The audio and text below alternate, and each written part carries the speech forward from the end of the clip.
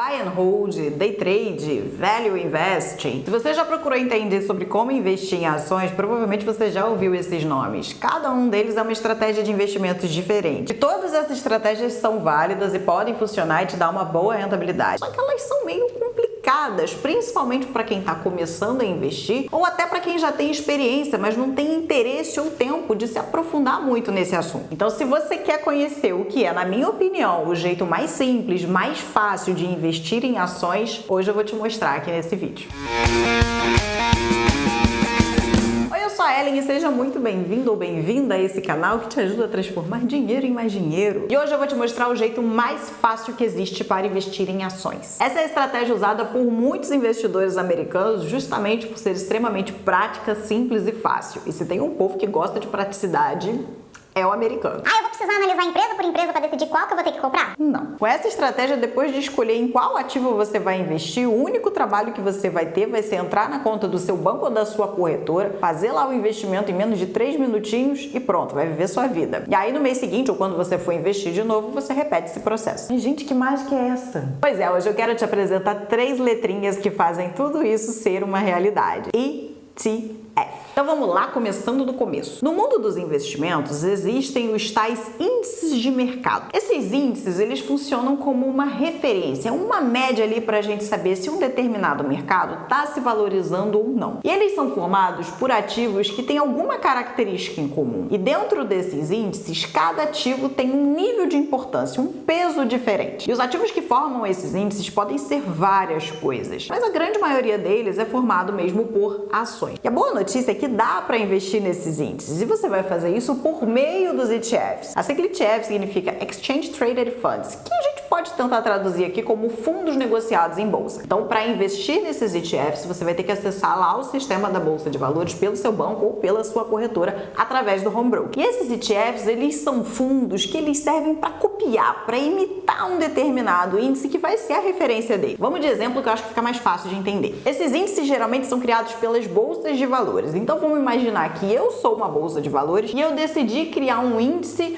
do setor bancário, por exemplo. E eu também decidi que no meu índice só vai ter 2 ações, Bradesco e Itaú. E aí que eu resolvi chamar esse índice de Brataú. É ruim, eu sei, mas foi onde minha criatividade conseguiu ir. E aí dentro desse meu índice, ele vai ser formado por 80% em ações do Itaú e 20% em ações da Bradesco. Uma gestora foi lá, viu meu índice, gostou e resolveu criar um ETF que vai copiar ele. Ela vai pegar esse ETF e vai disponibilizar para os investidores. E ela decidiu botar como código desse ETF o BRAT11. E você vai perceber que todos os ETFs eles são negociados com o final 11 lá na bolsa. O nomezinho deles sempre vem acompanhado do número 11. E toma cuidado para não confundir com os fundos imobiliários, que também terminam com 11 no nome. É tanto número que existe, para que escolher o mesmo para 2 coisas diferentes, né? E aí você foi lá, gostou da ideia do BRAT11 e resolveu investir R$100 nele. E aí vamos imaginar que depois de 1 ano que você colocou esses R$100 lá no BRAT11, nesse período as ações do Banco Itaú valorizaram 10% e as ações do Banco Bradesco valorizaram 5%. Então como que vai ser o resultado do índice Brataú e consequentemente do ETF que copia ele? Bom, o resultado desse índice que eu criei aqui na minha imaginação, o resultado vai ser simplesmente pegar o resultado, a rentabilidade das ações do Itaú naquele ano, que no nosso exemplo aqui foi de 10%, e multiplicar pelo peso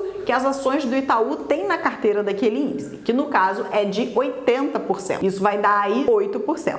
E depois a gente vai somar com o resultado de rentabilidade das ações da Bradesco, que pelo exemplo foi de 5%, mais o peso que as ações da Bradesco têm dentro do índice, que no caso é de 20%. E fazendo a conta, a gente tem 1% que veio do resultado ali da participação da Bradesco nesse índice. Depois que você multiplicar e somar isso tudo, você vai chegar num resultado de 9%. Isso foi quanto o índice Brataú e consequentemente o ETF BRAT11 rendeu no período de 1 ano, considerando que as ações de Itaú e Bradesco tiveram aqueles resultados mencionados lá atrás. E você que tinha investido R$100 no BRAT11 há 1 ano atrás, você vai ver lá na sua conta na corretora, 1 ano depois, aproximadamente R$109, ou seja, 9% a mais. Claro que não vai ser um valor exato, porque esses fundos eles são negociados em bolsa, então a todo momento ocorre uma negociação, mas vai ser um valor bem próximo disso. Também pode acontecer uma leve diferença entre a rentabilidade do índice e a rentabilidade do ETF. E isso pode acontecer por 2 motivos. O primeiro primeiro é a questão da taxa de administração, porque as gestoras que criam esses ETFs, elas cobram uma taxa para fazer essa cópia do índice para você. E a segunda questão é que nesse lance de copiar o índice a todo momento, podem acontecer pequenas falhas. Então pode acontecer de às vezes o ETF não conseguir copiar igualzinho, não conseguir acompanhar ali o ritmo das negociações. Mas essa diferença é uma diferença leve, é uma diferença ali basicamente irrelevante, você não precisa se preocupar com isso, tá? Bom, então no resumo, a